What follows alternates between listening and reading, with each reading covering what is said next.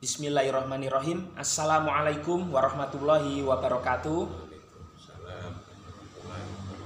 Pemirsa, alhamdulillah bertemu kembali dengan saya Muhammad Lutfi Khairuddin setelah sekian lama ya tidak bertemu begitu secara on air seperti ini ya.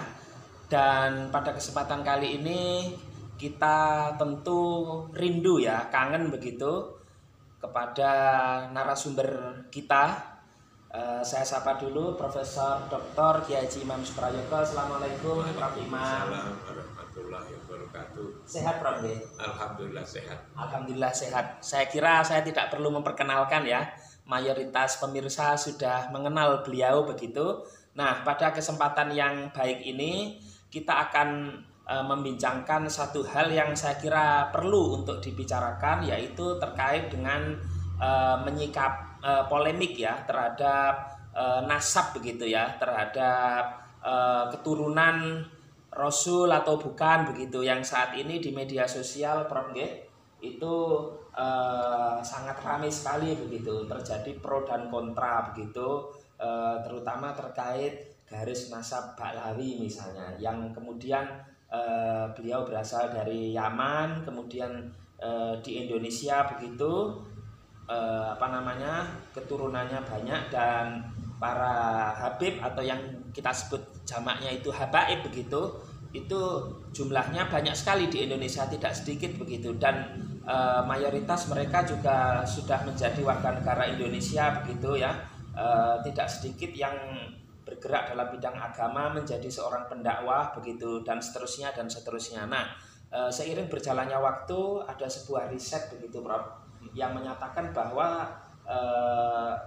nasab Ba'lawi ini tidak nyambung begitu kepada Nabi Muhammad SAW, Rasulullah, yang kemudian ini terjadi pro kontra begitu. Tidak sedikit orang yang kemudian yang awalnya begitu hormat begitu pada para habaib, kemudian setelah itu tidak menjadi hormat begitu karena dianggap memanipulasi sejarah, karena dengan mengklaim keturunan Rasul mereka kemudian dianggap kemudian mencari sesuatu begitu. Nah, tentu kita tidak ingin terlibat dalam pro kontra itu Prof, tapi bagaimana menyikapi dengan bijak persoalan seperti ini agar tentu tidak membawa madarat begitu, karena apapun itu sebagai umat Islam tentu kita harus bersikap bijak gitu.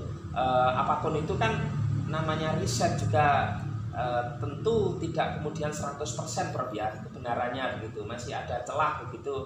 Cuma kan saya pernah baca bahwa yang bisa membantah riset juga dengan riset begitu. Nah, tetapi saya ingin Prof untuk memberikan pencerahan kepada pemirsa bagaimana menyikapi persoalan ini secara bijak agar tidak membawa mudarat begitu. Karena hal-hal yang terjadi saat ini di media sosial khususnya kan cenderung ke arah yang kontraproduktif. Monggo Prof Imam. Assalamualaikum warahmatullahi wabarakatuh. Waalaikumsalam warahmatullahi wabarakatuh. Memang persoalan nasab ini sudah lama ya jadi polemik gitu ya, tidak selesai-selesai gitu. Nah, sebetulnya kalau nasab itu dikaitkan dengan agama, maka sebenarnya urusan agama itu hanya urusan pribadinya dengan Allah masing-masing. Pribadi masing-masing dengan Allah. Tidak perlu lalu hal-hal lain ikut, apalagi seperti tadi Mas Lutfi katakan untuk mendapatkan sesuatu. Agama itu tidak boleh sebetulnya. Agama itu tidak boleh dipakai untuk cari tambahan rezeki, itu tidak boleh.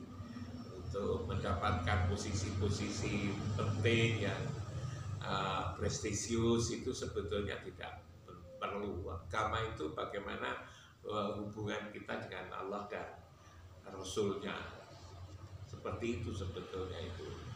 Karena itu ya, kalaupun toh seseorang itu punya nasab ya, ada keturunan ya, tadi disebut-sebut keturunan Rasul, seharusnya malah dirahasiakan. Kenapa? Karena tadi saya katakan itu hanya urusan dirinya sama Allah. Sebab kalau itu diomongkan lalu melahirkan kesombongan, ya, ada ria, ada ajib, ya, itu malah justru malah mengganggu sebetulnya itu. Jadi orang kalau punya keturunan hebat itu seharusnya malah dirahasiakan, ditunjuk-tunjukkan, dan dipamer-pamerkan. Dan kalau dipamer-pamerkan itu sebetulnya malah justru mengurangi nilai kemuliaan daripada orang yang punya nasab itu sendiri. Karena itu sebetulnya perdebatan tentang nasab itu menjadi sangat lucu. Menurut saya menjadi sangat lucu. Kenapa mesti dibesar-besarkan ya bagi yang punya nasab itu sendiri? Wow, persoalan nasab, persoalan agama itu hanya persoalan yang bersangkutan dengan Allah. Dengan diketahui oleh banyak orang juga tidak tambah, apa namanya, nilainya juga tidak tambah. Dibantah bahwa sesungguhnya Anda misalnya bukan nasab juga tidak akan mengurangi. Misalnya seseorang mengaku nasabnya Rasul lalu dibantah orang juga tidak akan mengurangi kok itu. Nilai kenasabannya itu tidak akan berkurang gara-gara dibantah. Bahkan kalau memang dia benar-benar ya keturunan Rasul, misalnya dibatalkan oleh seseorang, itu juga tidak akan mengganggu nilai kenasabannya itu. Karena itu sebenarnya ya kalau saya mengatakan percuma itu kan, itu juga tidak ya. Mungkin memang mereka punya maksud-maksud tertentu, tetapi sebetulnya tidak terlalu urgen ya, tidak terlalu penting untuk berdiskusi tentang nasab ini sebenarnya. Oke, Prof. Yang menjadi titik tekan atau stressing kan ini Rasulullah, Prof. Nabi Muhammad, Nabi kita yang merupakan manusia yang mulia, Prof. Sehingga ketika orang itu memiliki pertalian darah langsung begitu, Prof, dengan Rasul, tentu kalau mungkin dalam konteks Jawa ini bangsawan yang erat begitu, sehingga memiliki nilai yang lebih begitu dari yang lain. Karena kan kalau kita baca sholawat itu kan Rasulullah wa ahlihi dan para keluarganya wa ahlihim misalnya. Nah, dan kemudian secara biologis ini tentu yang menjadi perdebatan itu, bahkan muncul kemarin usulan untuk tes DNA untuk membuktikan benar keturunan Rasul. Tapi untuk membuktikan ini kan juga lama sekali ya antara hidup Rasul dengan zaman saat ini. Artinya kebenaran dari tes DNA itu apakah juga valid itu kan? Atau jangan invalid begitu, Prof? Makanya itu saya katakan agama itu sebetulnya urusan pribadi masing-masing dengan Allah sebetulnya. Karena itu jangan disamakan dengan Jawa, keturunan kerajaan Jawa. Itu memang itu kultur ya, kultur Jawa atau kultur yang lain yang itu mempunyai nilai-nilai lain. Kalau kerajaan kan siapa yang berhak untuk mewarisi kerajaan ini. Betul. Tapi kalau agama itu sebetulnya bukan urusan tubuh. Agama itu urusan ruhani sebetulnya. Bukan biologis bukan, ya? Bukan, karena agama itu urusan ruhani. Karena itu agamawan disebut sebagai ruhaniawan. Betul. Pernah kan lihat di mana-mana bahwa ruhaniawan diharapkan maju ke depan, yang membawa kitab suci untuk mengambil sumpah jabatan. Itu kan disebut ruhaniawan. Karena memang agama itu urusi ruh, bukan jasmaniawan. Bukan jasmaniawan. Kan juga dikatakan itu bahwa ya ayuhan nasi nakholaknakum min dzakarin wa unsa wa ja'alnakum syu'uban wa qabaila lita'arafu inna akramakum indallahi atqakum. Jadi yang mulia di antara kamu sekalian itu adalah yang paling bertakwa. Yang dinilai itu adalah kalau agama itu ketakwaan. Ketakwaan itu yang ada di dalam dada kita masing-masing itu. Juga dikatakan di hadis Nabi bahwa Allah tidak melihat bentuk tubuhmu kan gitu kan. Tapi akan melihat apa yang ada di dalam dadamu, kolbumu. Hati. Ya iya, innallaha la yanduru ila suwarikum wala ajsamikum walakin yanduru ila qulubikum. Yang ada di dalam dada itu loh, ruhani itu loh. Karena itu kita jangan lalu hanya belajar saat keturunan Rasulullah ini, tapi cobalah kita belajar sejak Nabi Adam. Nabi Adam itu kan putranya itu kan kan Habil Qabil itu kan sudah Betul. saling bunuh-membunuh. Betul. Padahal itu kan putranya Nabi, Betul. Nabi Adam, ya kan? Putranya Nabi Nuh, apa itu? Kan'an. Itu kan juga tenggelam kan, itu kan ditenggelamkan. Kurang apa itu dekatnya antara Kan'an sama Nuh? Istrinya Nabi Nuh, lalu istrinya Nabi Lut, itu kurang dekatnya apa? Tapi juga tidak diperhatikan yang seperti itu. Kita mesti belajar dalam konteks yang begitu panjang gitu kan. Artinya nasab tidak menjamin kemudian mulia. Ya kalau Rasul itu kan urusan rohani. Karena itu kalau Muhammad dianggap sebagai apa namanya keluarga Rasulullah ya secara rohani ya. Bukan jasmaninya. Bukan jasmaninya, bukan biologis itu kan. Jadi kalau misalnya ada diskusi mengatakan anak Abul Arwah, saya ini bapaknya Ruh, gitu kan? Nah, lalu Adam Abul Basar, kan? Bapaknya manusia kan? Nah, itu yang itu keturunan itu yang Nabi Adam itu keturunan. Biologis benar. Biologis. Tapi kalau Nabi Muhammad itu kan bapaknya Ruh. Abul Arwah, bapaknya Ruh itu juga sudah lain. Jadi bukan lalu keluarga seperti ini gitu kan. Kan di dalam surat Balad itu kan wa walidi wa mawalad, demi bapak dan anak. Betul. Bapaknya siapa? Bapaknya ya Muhammad sebagai Rasul itu, anaknya para Ruh. Jadi sebetulnya semua kita ini adalah secara ruhaninya putranya Muhammad Rasulullah Sallallahu Alaihi Wasallam. Jadi tidak ada yang klaim begitu, tidak ada, kan begitu. Artinya semua umat Islam ini keturunan Rasul, bro.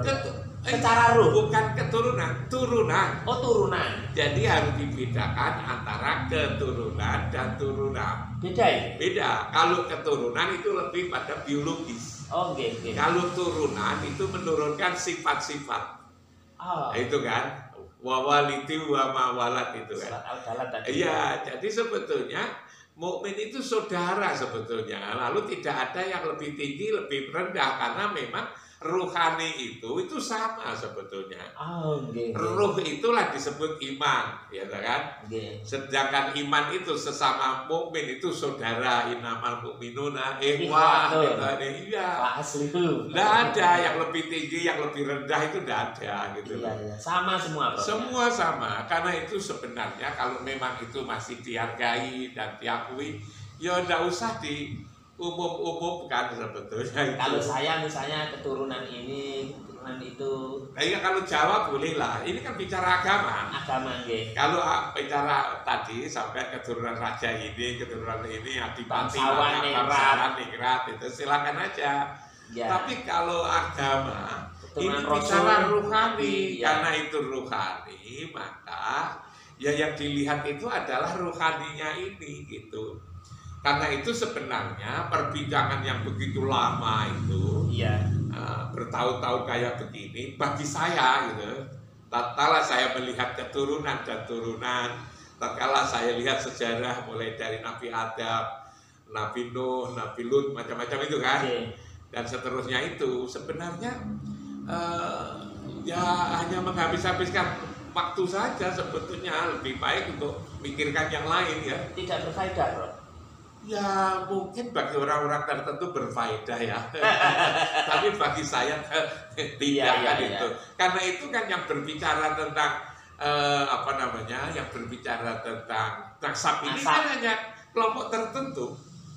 Kelompok-kelompok lain kan juga tidak. Perbincangan tentang nasab ini apa universal semua masyarakat kan tidak. Kan hanya kelompok tertentu saja kan. Itu kenapa itu, bro? Ya karena keyakinannya berbeda gitu loh.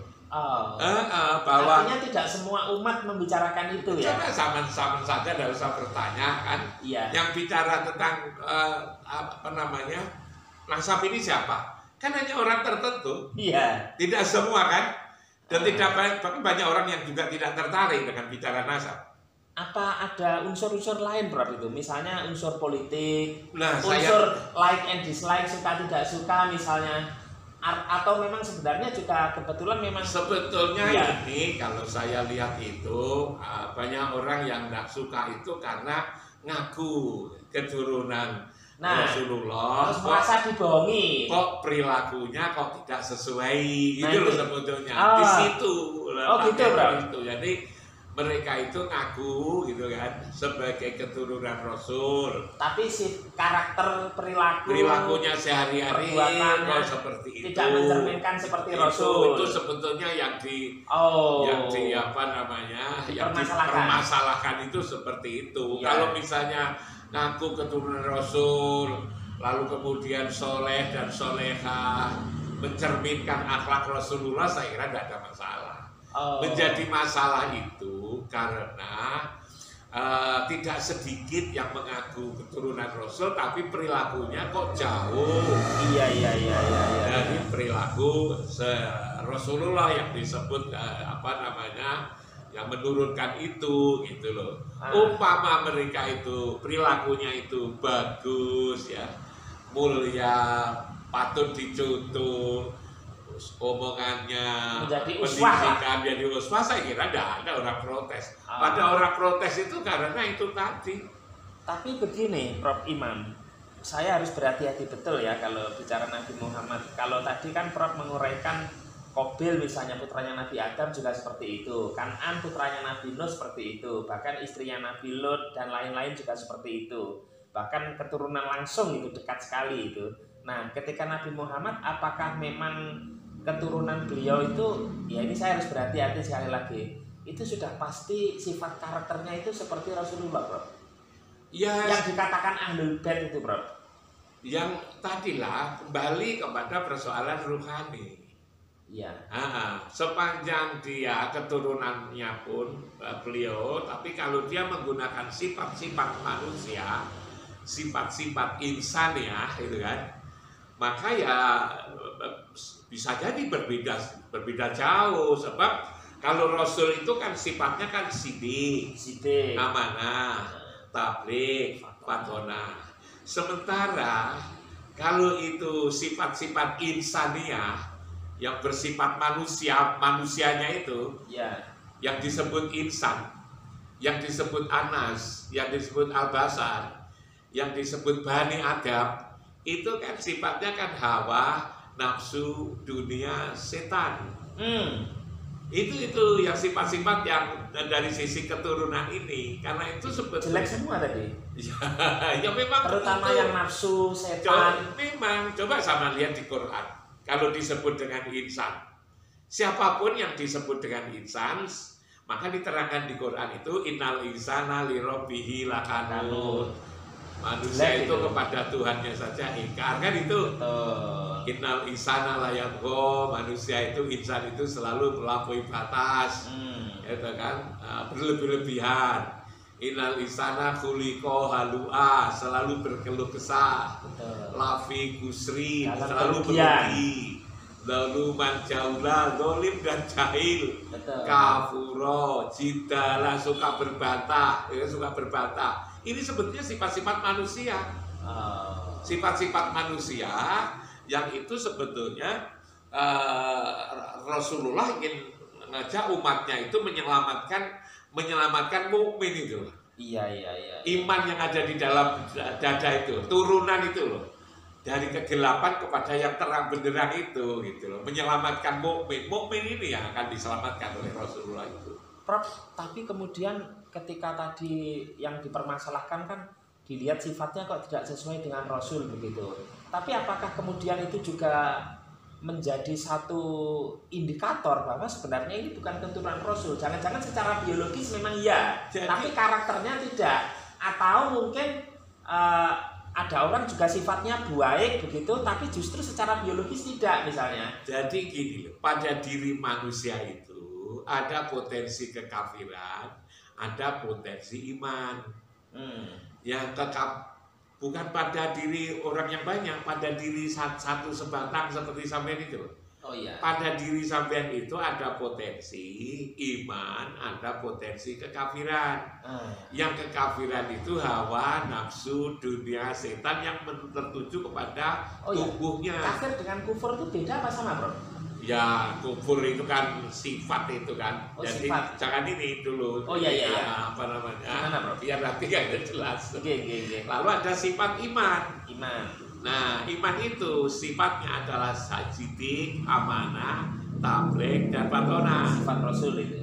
Sementara yang sifat tubuh ini, yang disebut insan ini, yang disebut al-basar ini, sifatnya adalah hawa, nafsu, dunia, setan. Nah, diharapkan sebetulnya Itu jasmaniyah tadi. yang jasmaniah itu hawa, nafsu, dunia, setan, yang keturunan. Jadi kita harus bisa bedakan antara keturunan dan turunan. Betul. Kalau itu turunan, sifat biologisnya. Iya. Itu keturunan Nabi Adam. Ya kan? Tapi ada lagi aspek mukmin itu turunan Muhammad Rasulullah. Itu turunan gitu kan. Nah, di situ ada pada setiap orang. Hanya orang itu yang dominan mana? Apakah imannya bisa memimpin kekafirannya itu, atau kekafirannya memimpin imannya?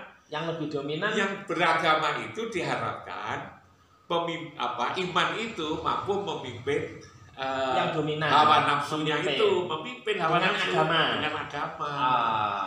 Tapi kalau yang mendominasi yang hawa nafsu memimpin imannya, itulah lalu menjadi masalah dalam kehidupan ini sebetulnya. Nah, itu apa yang saya omongkan juga di surat At-Taghabun ayat 2 itu. Iya, Prof. Itu katakan wallazi khalaqakum faminkum kafirun wa minkum mu'minun gitu kan. Iya, Prof. Itu jadi bahwa Allah menciptakan itu pada batang ini ada potensi mukmin, ada potensi kafir.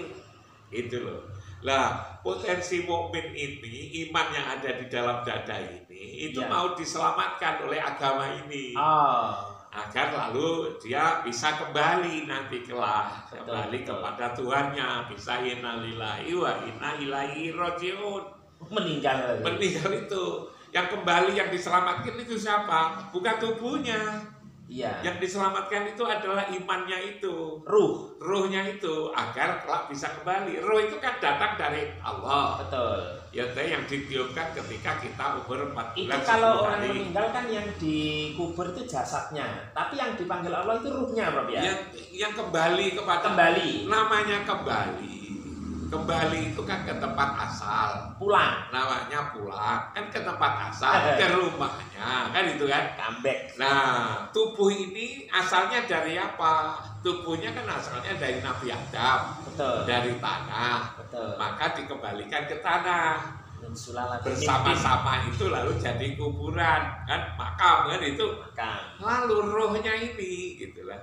Rohnya itu kan tidak berasal dari tanah, roh itu kan ditiupkan oleh Allah ketika kita umur 4 bulan 10 hari. Di Quran surat As-Sajdah ayat 9 itu, summa sawahu wa nafakha fihi min ruhihi wa ja'ala lakum sam'a wal absara wal afida qalilan ma tashkurun, kan itu. Betul, Bro.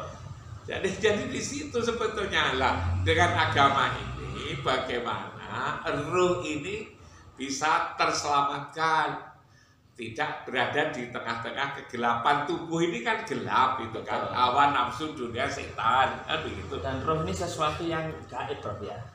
Ya gaib, memang agama ini kan ngurus hal-hal yang sifatnya gaib.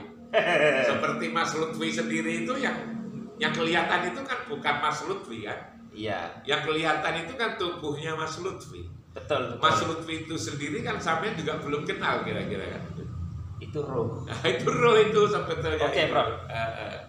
Kalau kita kembali ke tadi, Prof, persoalan nasab, Prof. Menurut Prof, kan tadi Prof bilang ini kok sifatnya kok seperti ini, tidak sesuai dengan Rasul, katanya keturunan Rasul, sehingga dalam tanda petik orang yang ramai itu kan merasa wah ini jangan-jangan bukan, ini dibohongi ini, apalagi ada riset begitu. Nah, menurut Prof terus kemudian sampai kepada ide secara medis.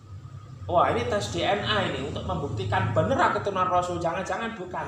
Menurut Prof itu perlu apa tidak? Kalau menurut saya tidak perlu ya. Menurut saya itu tidak perlu. Tes DNA itu perlu. Tes DNA itu tidak perlu. Kalau ketahuan gitu kan. Iya. Lalu itu apa namanya keturunan Rasulullah, betul gitu kan. Betul. Keturunan kan, tapi itu kan keturunan. Yang Iya. kita bicarakan bukan keturunan kalau urusan agama. Turunan. Turunan. Iya, iya, iya.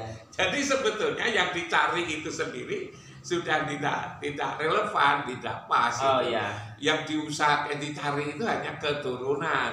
Tapi kalau misalnya Sedangkan nanti dalam terbukti, soal agama, ya masa bukti kan tidak ada gunanya. nggak ada gunanya. Urusan agama itu kan harus kembali lagi ya, pertanyaan yang saya jelaskan. Urusan agama itu urusan pribadi. Betul. Diri kita sebenarnya diri dengan Allah dan Rasul. Tidak ada kaitannya dengan DNA, tidak ada kaitannya dengan pengakuan. Allah itu dan Rasul itu ketika mau memuliakan seseorang itu kan tidak atas dasar musyawarah, kan? Apalagi hanya atas dasar DNA. Tidak, Allah itu maha tahu gitu loh. Paling-paling DNA itu hanya kamu, betul, kamu tidak. Hanya gitu saja, tidak ada kaitannya dengan agama. Oh. Tidak ada kaitannya. Tapi mungkin orang gregetan, Bro. Apa benar sehingga ini perlu dibuktikan? Ya, kalau menurut iman saya kita perlu ya perenungan mendalam masing-masing. Gunanya untuk apa? Yang merasa jadi Habib-Habib itu, ya kan? Ya sudahlah, aku Anda jadi Habib, tapi tidak usah lalu sebar-sebarkan kemana-mana. Itu urusan agama, bukan urusan itu. Nah, kehormatan di dunia itu kan tidak ada gunanya. Bahwa dia Habib lalu kan tidak harus diakui oleh banyak orang kalau urusan agama itu. Tapi ini, Bro, orang kan kalau melihat ini keturunan Rasul, maka akan menjadi satu kemuliaan. Yang mulia kan mulia mungguing menungso. Oh, nggih. Kita agama itu mulia mungguing Gusti Allah gitu. Itu kan ma indakum yang fadu wa ma indallahi baqin. Yang kita cari itu kemuliaan dari Allah, bukan dari manusia. Karena itu ya tidak ada gunanya kita seperti ini. Hanya memang kita melakukan perenungan, ya silakanlah Anda mengaku gitu kan. Tapi sebetulnya tidak ada dampaknya apa-apa gitu kan dalam soal agama ini kan begitu. Ya silakanlah kalau Anda mengikuti. Bahkan tadi Prof bilang tidak perlu mengumumkan kalau memang benar. Iya, untuk apa diumumkan? Agama itu urusan antara dirinya dengan Allah. Kalau untuk ini, Prof, masyarakat sendiri apa pesan Prof kemudian menyikapi hal ini? Kan itu panjang loh, masih rame loh. Saya sendiri di beberapa grup WA itu masih terus kemudian menjadi polemik, apakah itu YouTube, di media sosial yang lain juga. Pesan saya itu bahwa agama itu sebetulnya urusan antara diri kita masing-masing dengan Allah.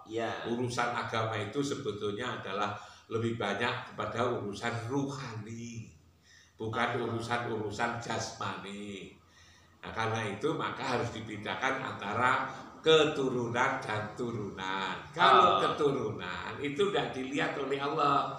Yang dilihat itu adalah ketakwaannya. Betul. Inna akramakum indallahi atqakum. Innallaha la yaqduru ila suwarikum wal ajsam walakin yaqduru ila qulubikum. Artinya yang dilihat itu bukan lihat darahnya macam-macam, itu tidak akan dilihat.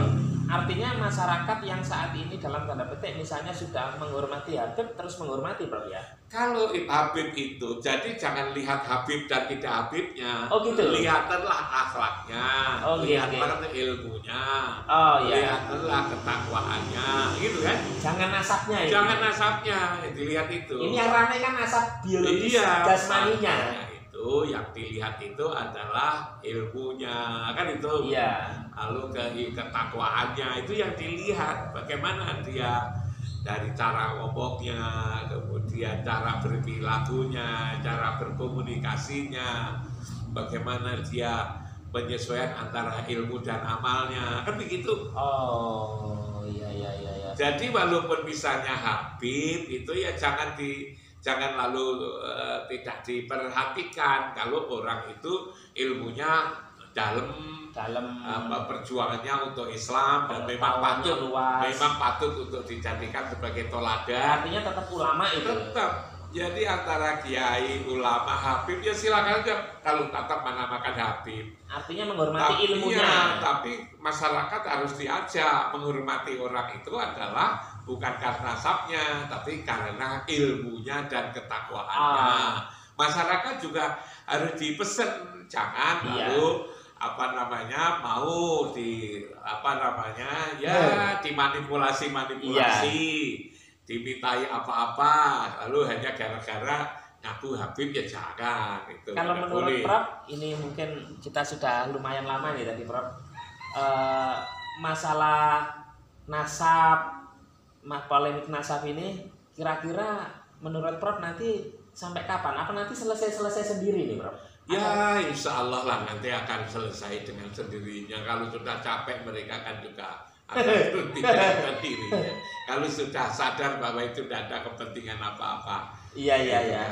Hanya memang itu tadi, menurut saya memang kadang bercampur dengan politik juga katanya Prof. Ya politik bisa, ekonomi juga bisa. Ya. Yang itulah yang banyak orang tidak suka itu kan karena itu. Betul. Iya. Jadi pemirsa, tadi Prof menyampaikan tidak perlu Prof ya tes DNA, tidak perlu tes DNA, kemudian karena itu biologis, jasmani. Kalau bicara agama, Nabi Muhammad itu adalah ruhani. Prof Imam tadi menyebutnya Abdul Arwah. Baik Prof, pesan kepada masyarakat Prof, bagaimana supaya polemik nasab ini tidak berkepanjangan dan umat itu lebih berpikir yang lebih maju begitu. Monggo Prof Imam. Ya sebetulnya perdebatan polemik tentang nasab ini sudah sedemikian panjang yang tidak selesai. Kiranya kita perlulah segera untuk menyimpulkan bahwa polemik ini sebetulnya tidak perlu diperpanjang lagi. Orang sudah capek, apalagi lalu agama itu sebetulnya lebih pada wilayah-wilayah ruhaniyah, bukan wilayah-wilayah jasmaniah. Polemik itu kan polemik nasab itu kan urusan jasmaniah. Karena itu sebenarnya bagaimana perbincangan kita sehari-hari itu agar kita umat Islam itu bersatu, umat Islam itu selalu saling kasih sayang, umat Islam itu selalu tolong menolong, umat Islam itu bagaimana agar kemiskinan bisa segera teratasi, ketertinggalan di dunia pendidikan juga semakin teratasi, sehingga umat Islam itu benar-benar menjadi umat yang terbaik di muka bumi ini, bukan menjadi umat yang hanya ribut soal-soal yang tidak perlu seperti yang sekarang ini. Itu menurut hemat saya. Dan juga kita harus lakukan perenungan lah secara mendalam gitu kan. Ya silakanlah mengaku keturunan Habib, tapi tidak perlu disampaikan di kalangan luas, bahkan lalu juga digunakan untuk hal-hal yang tidak ada kaitannya dengan persoalan agama, bahkan merugikan aspek-aspek yang lain, apalagi merugikan masyarakat bawah yang tidak paham. Saya kira itu. Terima kasih. Assalamualaikum warahmatullahi wabarakatuh. Waalaikumsalam warahmatullahi wabarakatuh. Pemirsa, demikian Prof Imam, terima kasih atas pencerahannya. Mudah-mudahan bermanfaat. Demikian, wassalamualaikum warahmatullahi wabarakatuh.